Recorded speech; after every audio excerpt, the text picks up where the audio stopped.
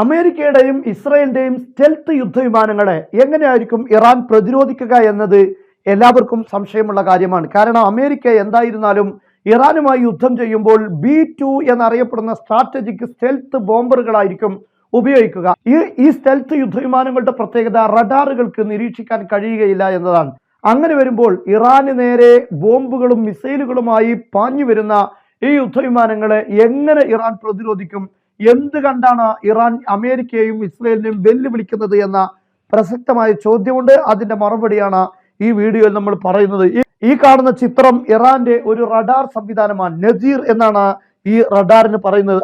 അതുപോലെ ഇറാന്റെ മറ്റൊരു റഡാർ സംവിധാനമാണ് ഗദീർ എന്നറിയപ്പെടുന്നത്. ഈ ഇനത്തിലുള്ള ഏകദേശം 5 റഡാറുകൾ OTH റഡാർ എന്നാണ് ഇതിന് പറയുന്നത്. ഇത്തരത്തിലുള്ള 5 റഡാർ സംവിധാനങ്ങൾ ഇറാനിൽ ഉണ്ട് എന്നാണ് പറയപ്പെടുന്നത്. നസീർ, ഗദീർ ഇങ്ങനെയുള്ള 5 റഡാർ സംവിധാനങ്ങളാണ് OTH സംവിധാനത്തിൽ ഇറാനുള്ളത്.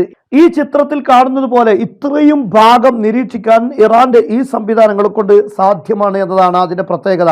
നമുക്കറിയാം, ഇറാനിൽ കഴിഞ്ഞ് തുർക്കിയും കഴിഞ്ഞ് സൗദി അറേബ്യയുടെ ഏകദേശം വലിയൊരു ഭാഗവും അതുപോലെ UAE പൂർണ്ണമായിട്ടും അതേപോലെ തന്നെ ഇസ്രായേലിന്റെ ഭാഗങ്ങളടക്കം നിരീക്ഷിക്കാൻ ഈ പറയപ്പെടുന്ന OTH എന്നറിയപ്പെടുന്ന ഇറാന്റെ റഡാർ സംവിധാനം കൊണ്ട് സാധ്യമാണ്.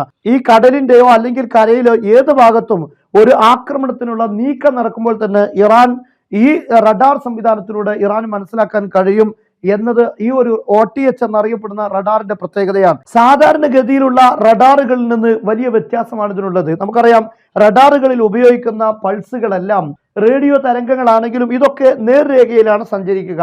അതുകൊണ്ട് തന്നെ ഭൂമിയുടെ ഈ കർവ് യഥാർത്ഥത്തിൽ റഡാറുകൾക്ക് വലിയൊരു പ്രതിസന്ധിയാണ്. കാരണം നേർരേഖയിൽ സഞ്ചരിക്കുമ്പോൾ ചക്രവാളത്തിന്റെ അപ്പുറത്തുള്ള കാര്യങ്ങൾ ശ്രദ്ധിക്കുവാൻ, നിരീക്ഷിക്കുവാൻ റഡാറുകൾക്ക് കഴിയില്ല. ഉദാഹരണത്തിന് പറഞ്ഞാൽ, ഒരു 10 മീറ്റർ ഉയരത്തിലാണ് ഒരു റഡാർ സംവിധാനിച്ചിട്ടുള്ളത് എങ്കിൽ അവിടെ നിന്ന് ഒരു 13 കിലോമീറ്റർ മാത്രമായിരിക്കും ഈ റഡാറുകൾക്ക് നിരീക്ഷിക്കാൻ സാധിക്കുക. കാരണം അതിന്റെ പ്രശ്നം ഈ ഭൂമിക്കുള്ള ഈ കർവ് തന്നെയാണ്. എന്നാൽ ഇനി മുകൾ ഭാഗത്തേക്കാണെങ്കിൽ കുറച്ചുകൂടെ ദൂരം നിരീക്ഷിക്കാൻ സാധിക്കും. എങ്കിൽ പോലും ഒരു 100 കിലോമീറ്റർ ഒക്കെയാണ് സാധാരണഗതിയിൽ ഒരു സാധാരണ റഡാറിന്റെ നിരീക്ഷിക്കുന്ന ഏരിയ എന്നറിയപ്പെടുന്നത്.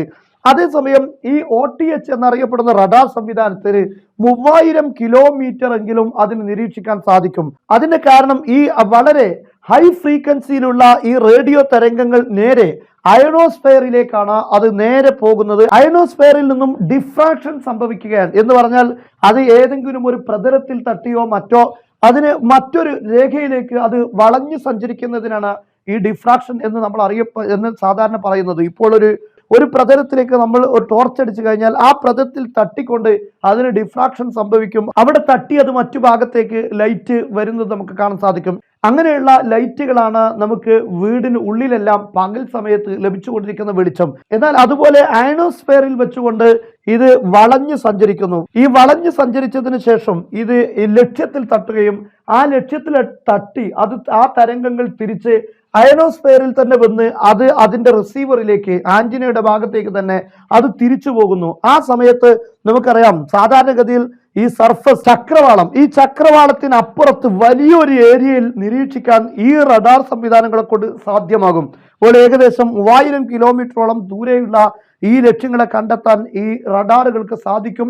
അതുകൊണ്ട് തന്നെ വലിയ രൂപത്തിലുള്ള തയ്യാറെടുപ്പുകൾക്ക് ഇത് വലിയൊരു അനുകൂല സാഹചര്യം സൃഷ്ടിക്കും. മാത്രമല്ല, ഇത് മുകളിൽ നിന്നാണ് ഇതിന്റെ ഈ റഡാർ പൾസുകൾ ഈ ലക്ഷ്യത്തിലേക്ക് നീങ്ങുന്നത്. സാധാരണഗതിയിൽ താഴ്ഭാഗത്ത് നിന്ന് മുകളിലേക്ക് നിരീക്ഷിക്കുന്ന രീതിയാണ് റഡാറുകൾക്കുള്ളത്. അതുകൊണ്ട് തന്നെ ഈ സ്റ്റെൽത്ത് യുദ്ധവിമാനങ്ങളിൽ സംവിധാനിച്ച സംവിധാനങ്ങളെ മറികടക്കാൻ ഒരുപക്ഷെ മുകളിൽ നിന്നാകുമ്പോൾ അതിന് സാധിക്കും. അതോടൊപ്പം തന്നെ ഈ റഡാറുകളിൽ ആ ഹൈ ഫ്രീക്വൻസിയാണ് ഇതിൽ നിന്ന് വരുന്നത്. അങ്ങനെ വരുമ്പോൾ അതും സ്റ്റെൽത്ത് വിമാനത്തിന്റെ സ്റ്റെൽത്ത് സംവിധാനങ്ങളെ തുളച്ചു കയറാൻ സാധിക്കും. അതുകൊണ്ട് ഈ സ്റ്റെൽത്ത് യുദ്ധവിമാനങ്ങളെ കണ്ടെത്താൻ ഇതിന് സാധ്യമാകും. ഈ ചിത്രത്തിൽ നിങ്ങൾക്ക് കാണാൻ സാധിക്കും, അയനോസ്ഫെയറിൽ വെച്ചുകൊണ്ട് അത് വളഞ്ഞ് ഈ തരംഗങ്ങൾ സഞ്ചരിക്കുന്നു. ഈ റഡാർ ഫുഡ് പോയിന്റിലേക്ക് ഇത് എത്തുകയാണ്. വലിയൊരു ഏരിയയിൽ തന്നെ ഇതിന് നിരീക്ഷിക്കാൻ സാധിക്കും. മുകളിൽ നിന്ന് താഴ്ഭാഗം നിരീക്ഷിക്കാൻ ഇതിന് സാധിക്കുന്നത് കൊണ്ടാണ് താഴ്ഭാഗത്ത് ഗ്രൗണ്ടിലാണെങ്കിലും കടലിലാണെങ്കിലും അതുപോലെ തന്നെ വ്യോമതലങ്ങളിലും ഒരുപോലെ നിരീക്ഷിക്കാൻ ഇതിന് സാധ്യമാകുന്നത് എന്നാണ് നമ്മൾ പറഞ്ഞത്. അതുകൊണ്ട് തന്നെ കടലിലുള്ള ഓരോ ഭാഗങ്ങളെയും നിരീക്ഷിക്കാനും ഇതിന് സാധിക്കും. ഇത്രയും വലിയൊരു ഭാഗം നിരീക്ഷിക്കാൻ ഇറാന്റെ ഈ സംവിധാനത്തിലൂടെ സാധിക്കുമെന്നത് വളരെ പ്രധാനപ്പെട്ട കാര്യമാണ്. ഇങ്ങനെയുള്ള ഇറാന്റെ വളരെ മർമ്മപ്രധാനമായ വളരെ സെൻസിറ്റീവായ ഭാഗങ്ങളിലെല്ലാം ഇറാൻ ഇപ്പോൾ ഇത്തരത്തിലുള്ള റഡാറുകൾ സ്ഥാപിച്ചു കഴിഞ്ഞിട്ടുണ്ട്. ഇപ്പോൾ ഇന്ന് ചർച്ച നടന്നിട്ടുണ്ട് ഒമാനിൽ. ആ ചർച്ച വളരെ പ്രധാനപ്പെട്ട ചർച്ചയാണ് എന്ന് ഇറാൻ പറയുകയുണ്ടായി. പക്ഷെ ആ ചർച്ച നടക്കുമ്പോഴും ഇറാന്റെ സൈനികർക്ക് അതിശക്തമായ ജാഗ്രതാ നിർദ്ദേശമാണ് ഇറാൻ നൽകിയിട്ടുള്ളത്. പക്ഷെ ഇതിന്റെ ഒരു പരിമിതി എന്ന് അറിയപ്പെടുന്നത് ഇതൊരു നിശ്ചിത സ്ഥലത്ത് സ്ഥാപിച്ചതായിരിക്കും. സാധാരണഗതിയിലുള്ള റഡാറുകൾ പല സ്ഥലങ്ങളിലേക്കും അതിനെ മാറ്റി സ്ഥാപിക്കാൻ കഴിയുമെങ്കിൽ ഇത് ഈ ഭാഗത്ത് ഉറപ്പിച്ചു നിർത്തിയതായിരിക്കും. ഇങ്ങനെയുള്ള 5 കേന്ദ്രങ്ങളിൽ ഉറപ്പിച്ച നിർത്തിയ ഈ OTH സംവിധാനം ഇറാൻ ഏർപ്പെടുത്തിയിട്ടുണ്ട്. എന്നാൽ ഇത് അറിയാവുന്ന കേന്ദ്രങ്ങളായതുകൊണ്ട് തന്നെ ഇതിനെ ടാർഗറ്റ് ചെയ്യാനുള്ള സാധ്യത കൂടുതലാണ്. സാധാരണഗതിയിലുള്ള റഡാറുകൾ അത് മാറ്റി സ്ഥാപിക്കാൻ കഴിയുന്നത് കൊണ്ട് എവിടെയാണ് ഈ റഡാർ ഉള്ളത് എന്ന് കണ്ടെത്താൻ പ്രയാസമാണ്. അതേ സമയത്ത് ഇത് നിശ്ചിത പോയിന്റുകളിൽ തന്നെ സ്ഥാപിക്കപ്പെട്ടതായതുകൊണ്ട് ശത്രുക്കൾക്ക് അതിനെ ലക്ഷ്യമിടാൻ വളരെ എളുപ്പമാണ്. എങ്കിൽ പോലും ഇവിടെ തന്നെ നമുക്ക് കാണാൻ സാധിക്കും വലിയ രൂപത്തിലുള്ള ഇലക്ട്രോണിക് ജാമിംഗ് സംവിധാനവും ഇതിന്റെ നടുഭാഗത്ത് തന്നെ സ്ഥാപിച്ചിട്ടുണ്ട്.